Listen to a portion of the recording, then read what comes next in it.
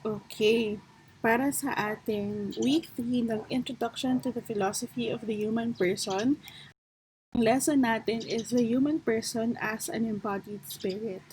So, ang learning competency ng lesson na to is that by the end of the lesson, you should be able to recognize how the human body imposes limits and possibilities for transcendence and evaluates own limitations and the possibilities for your transcendence. So, lahat to kasi ng tao, we have the ability to transcend, go beyond our situation or our human limit. Pero, tao pa rin ang naglilimit sa sarili niya kasi. So, yun yung i-cover ng lesson na to. If how can you be able to impose um, limits and possibilities for transcendence. Okay, so for week 3, ito yung mga dapat na na-accomplish na natin. So for Saturday, answer pages 1 and 2, what I know, read the human person as an embodied spirit, page 2, so far and so forth. Now, for this coming Wednesday, so bukas, ito na yung mga kailangan nyo ma-accomplish. What's more sa page 5, what I have learned sa page 6, and answer assessment, yung post-test natin sa page 6 to 7. And kung meron pa kayong time to earn extra credit, pwedeng gawin ang additional activities. Okay, again, optional lang to. Okay, so let's begin. So, what you need to know on this module, you are expected to learn about the difference between man, human, and person and their roles to the society. So, today's module would help us identify and recognize your own limitations and possibilities as we deal to various events in our lives. Are you ready to know more? Let's go and dance in tune for the lessons that you will learn today. So this lesson or this module will discuss about the human person as an embodied spirit. Now, these are the milks or the most essential learning competencies for this lesson. First is to recognize how the human body imposes limits and possibilities for transcendence and evaluate your own limits and possibilities for your transcendence.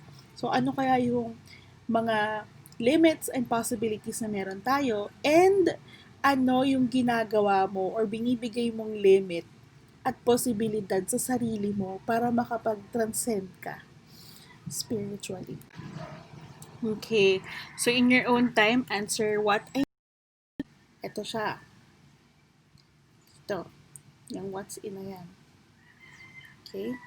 Next period. Do you still remember those days when you were playing outside your home, playing with your friends or classmates all day long, then waiting for a certain time for the afternoon's anime or fictional movies like Slam Dunk, Flame of Recca, Dragon Ball, Princess Sarah, Cinderella, and Snow White?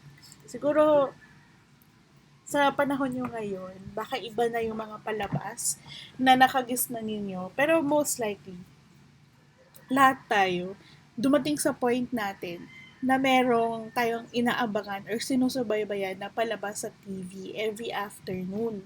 Maybe you are wondering as to why we need to remember those days when everything was plain and simple. Our time after class were simply spent watching movies and playing outside or inside our home with brothers, sisters, relatives, friends, and friends of friends, classmates, and schoolmates. You might ask me why? Why do we have to go back and remember our childhood days? Bakit ba natin kailangan sariwain yung mga memories nung bata pa tayo? What is the relevance of our childhood memories to our present times? You will find out later. Okay? Now, in your own time, answer what's in.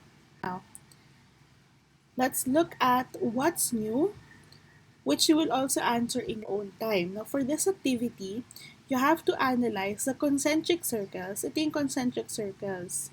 Ito.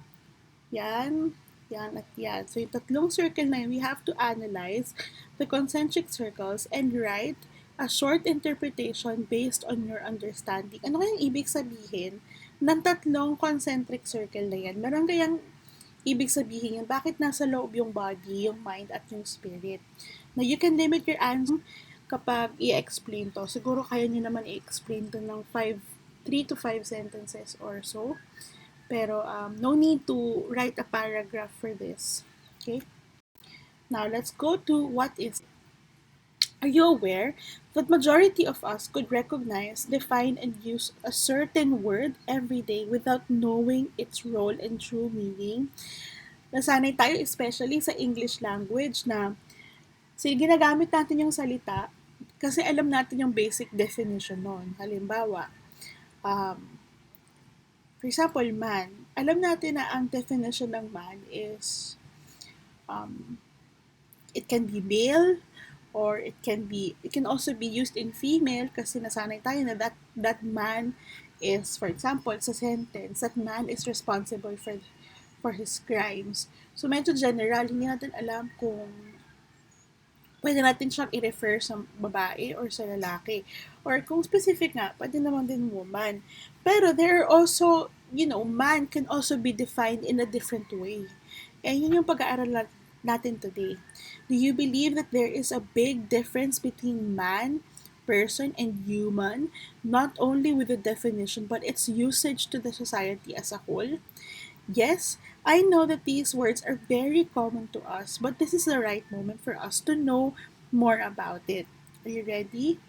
Let's proceed. So these are the definition of terms. Now, most of this, man, human being, person, personhood, and human nature, panigurado ay aware na kayo dito. Medyo memorize yun na yun eh. Kasi, di ba, pag human being, alam natin na tao to.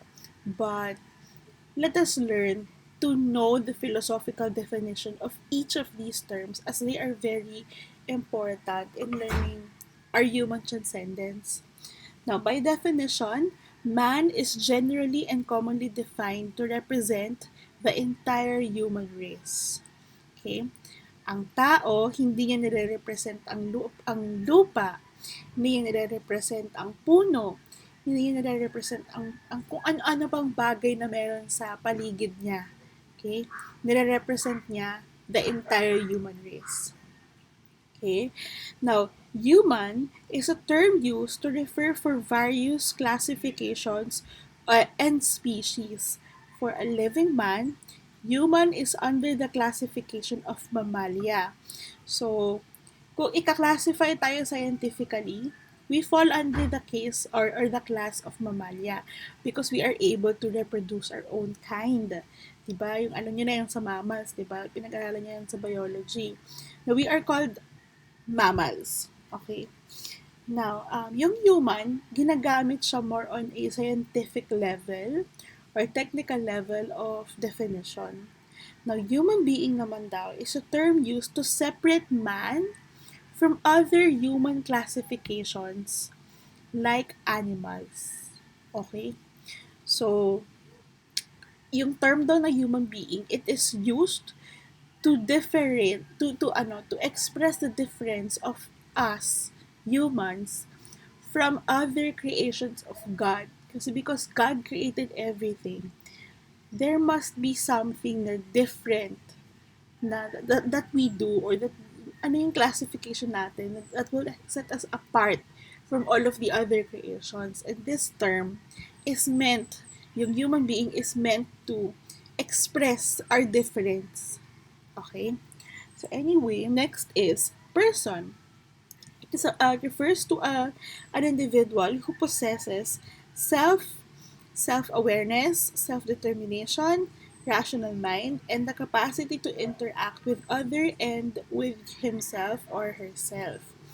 So, person, ito yung pagkatao mo, how are you able to protect internally, yung mga internal emotions mo, how you value yourself, how do you think about things, how do you value how do you value certain things and certain people, and your capacity to go outside. Yung inter mo, yung intra, pag sabing intra yung loob, and then yung inter, yung panlabas naman, yung paano tayo makibagay sa ibang tao.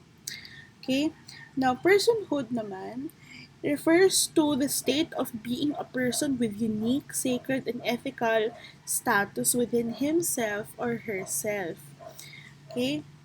So, kung paano mo pine-perform ethically ang iyong pagiging tao. Are you able to consider others, etc. We'll go about these terms later on. Ano lang to, overview lang.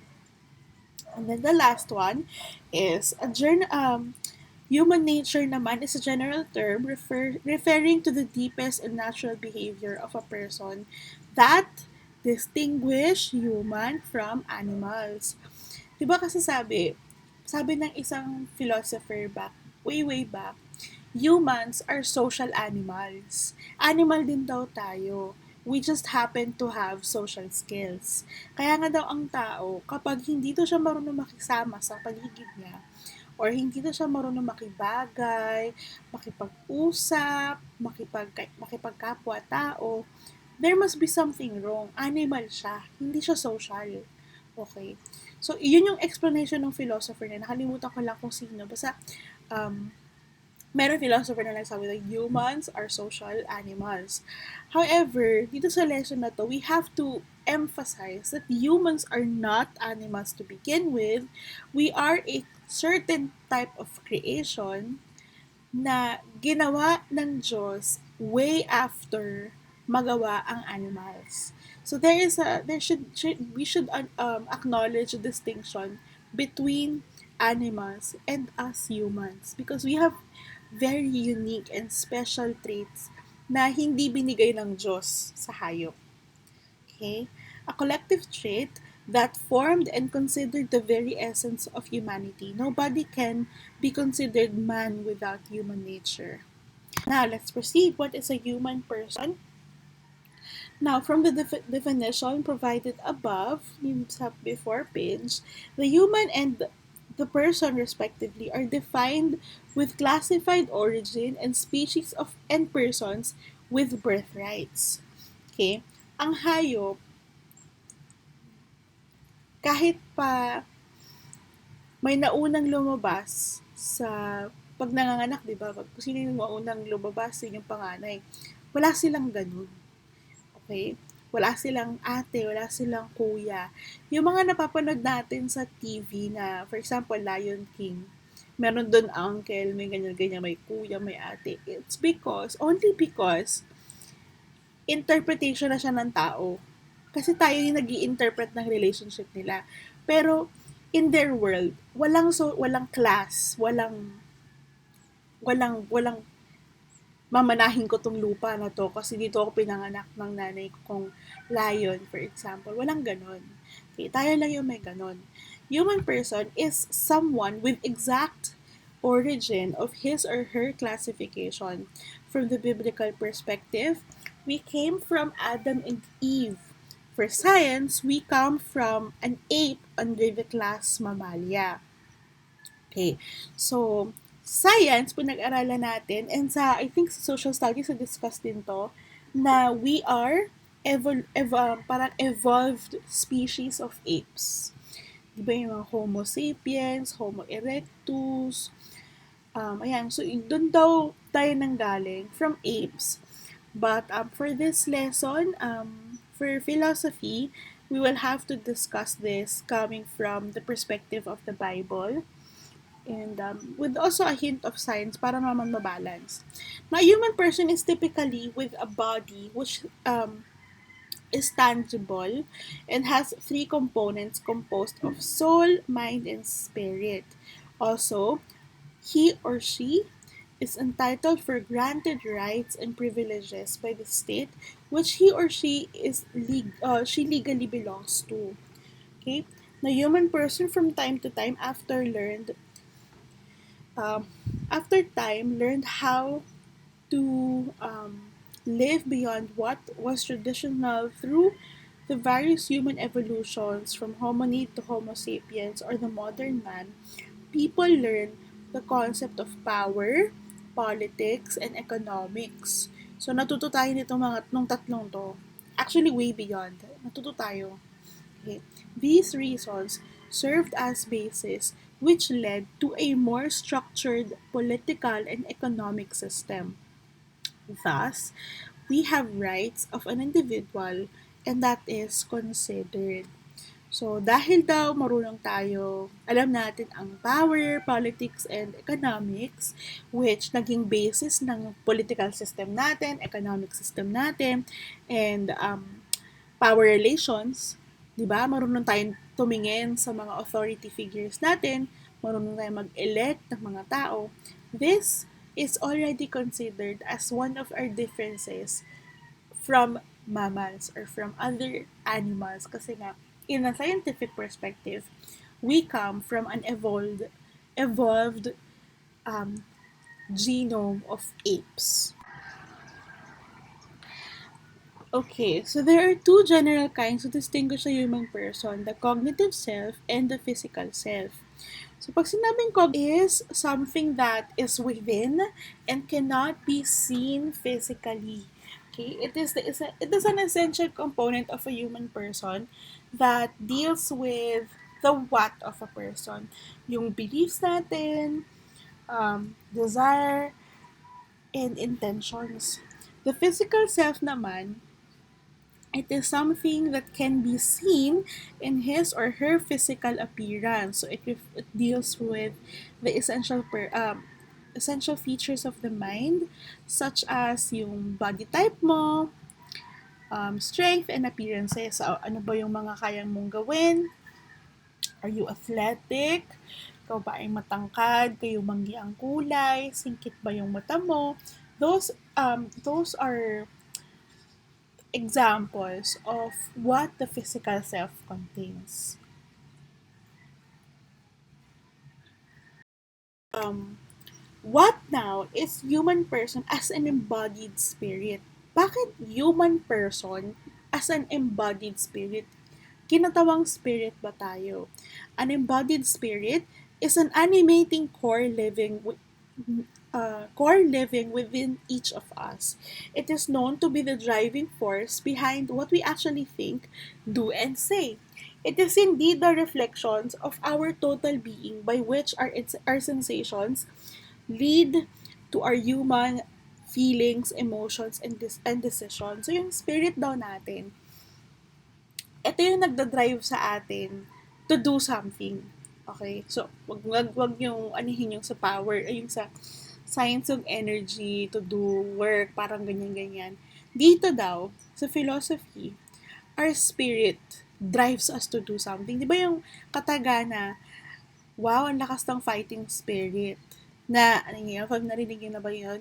Because yung spirit daw natin, siya yung magpupush sa atin to do something. How bad do you want it or how less do you want it? It's actually what our spirit daw is containing. The usual and known connotation that comes to our mind when we hear the word embodied always materialized or became flesh with physical form. Thus, when we say embodied spirit, we normally believed and conclude of a spirit becoming flesh. So, yung spirit daw, yung connotation kasi natin, ng connotation natin sa embody, na word na embody, nagkaroon siya ng laman, nagkatawan siya. Okay? So, yung embodied spirit daw, yung phrase daw na embodied spirit, it means yung spirit natin, nagkaroon siya ng katawan. Okay? That's the embodied spirit. Now, in the context of Christian philosophy, kailangan daw ng container ni soul and spirit. Now, what is human person as an embodied spirit? Now, we go about 4 um, explanations or definitions of human person as an embodied spirit. Number 1 is self-awareness. It refers to a person having a clear perception of oneself, including his or her thoughts, emotions, identity, and actions. It is the ability of one's consciousness to look inward, thus discovering the presence of a self. Okay? So, ito yung, ano ba yung mga feelings mo and what do you think? This is your I amness. Okay? Ito yung state ng I am. Okay? The self enables a person to experience the inner world of dreams, thoughts, imaginations, and fantasy, according to Abella in 2006. Thus, the self represents man's interiority or yung loob concept natin. Ano yung nasa kalooban mo, 'di ba? Okay, now the number two is a human person is able to connect and interact with another person, an animal, or an inanimate object. Di ba meron tayong mga pets, or meron tayong mga gamit minsan na pinapangalanan pa natin, or kinakausap natin, hindi tayo nababaliw. We just treat them also as persons. Okay? We can call this feature of a human person as externality. Ito yan, externality. Because we are able to interact outside of our human flesh. Dito kasi sa self-awareness, nasa loob mo lang eh. Yung mga self-thoughts mo, yan yun. Ito, nasa panlabas. So even though human beings have interiority, they are not trapped inside their heads.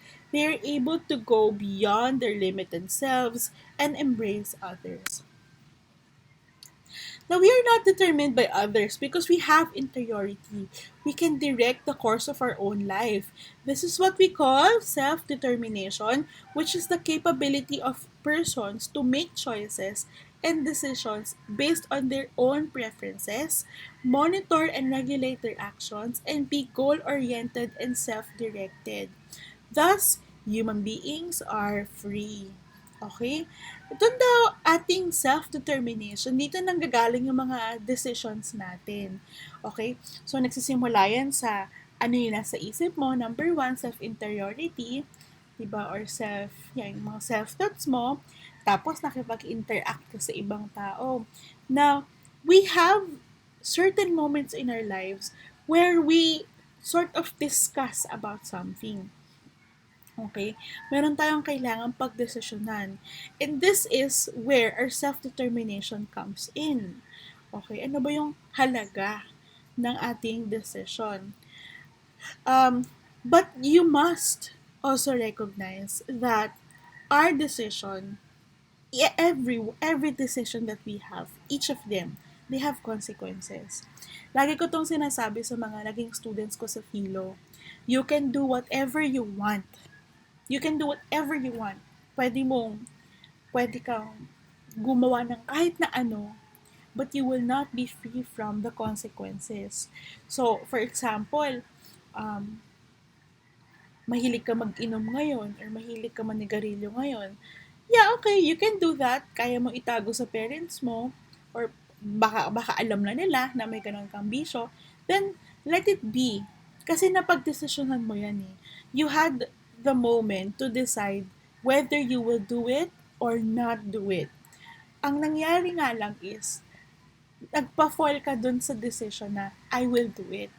Now, siguro ngayon, hindi mo pa nararamdaman yung consequence ng paninigarilyo mo. But trust me, later on in your life, you will acknowledge or you will finally see kung ano yung effect ng decision na ginawa mo way back. Okay? So, there are some actions that are good because they lead to good consequences, yung sinasabi nilang good karma, and there are also some actions that lead to bad consequences kasi, bad actions eh. Mahirap magbunga ng mabuti ang isang bagay na sinimulan mo ng masama or nag-imbak ka ng masama. Ina-expect mo ba na may ilalabas na mabuti? 'Di ba? Kaya nga 'di ba, if we hate a person, what do we expect from that hatred? Later on mako-convert siya into love or it doesn't really work that way. What we plant, diba, is what we will eventually reap na yung aanihin natin. Okay? Sorry for that. I forgot to turn off my notification. Okay, anyway, so the result of our freedom is morality, which is the goodness or badness of an act, according to Abelia. Okay? So, I hope this one is clear, no? Na even if we cannot see each other, I hope you understand that everything has a consequence. Okay? Wala yan sa mayaman o mahirap. Meron yung consequence palagi kahit anong gawin mo. Now the last one is, finally, a human person has an inherent value of and importance. This is what we call dignity. Now that is why no amount of money can equal the value of human life. This is also the reason why an individual rights are absolute. The American founding fathers call these rights as inalienable because it cannot be separated from our humanity. Hindi na siya pwedeng alisin sa pagkatao natin. We have the right to breathe. We have the right to move. We have the right to see. Kasi hindi siya mawawala sa ating pagkatao. And we also have the inherent right to decide kung ano ang mahalaga sa atin, kung decide kung ano yung hindi naman mahalaga. Everything. Our ability to decide for ourselves, think about what we are going to do. Yung mga ganong bagay, magmahal, these are all of our inherent traits na naka-embody sa ating dignity. Okay? If we are stripped of our rights, kung aalisin lahat yung mga rights na meron tayo, then we are stripped of our humanity. Parang nawala na yung pagiging humanness natin, yung unique trait of human a human person. Sorry. That is why slaves who have no rights are not being treated as humans. So if nanonood kayo ng mga movies noon, yung mga yung mga blacks sa tinatawag, naging slaves kasi sila before, diba, ng mga Americans. And kaya kaya yung treatment sa mga slaves noon ay parang animals. Some stories of slavery, they reach an extent of nakatali sila, hindi sila pinapakain, meron silang kakain lang sila kapag sinabi ng amo nila na pwede na silang kumain. And ang treatment doon is, 'di ba, medyo masaklap, parang animal, 'di ba? And that is because inalisan sila ng dignity, inalisan sila ng rights. But pag hindi sila slave, meron silang, they can practice their own rights. Syempre wala naman magtatrato sa kanila ng parang animal sila, 'di ba? Ikaw nga, tayo nga, mag-decide tayo kung kailan tayo babangon, kung kailan tayo um, kakain, 'di ba? Because we have our own decisions. We have our own rights as humans. And let's talk about the transcendence portion of this lesson. Okay, so medyo may na lang to.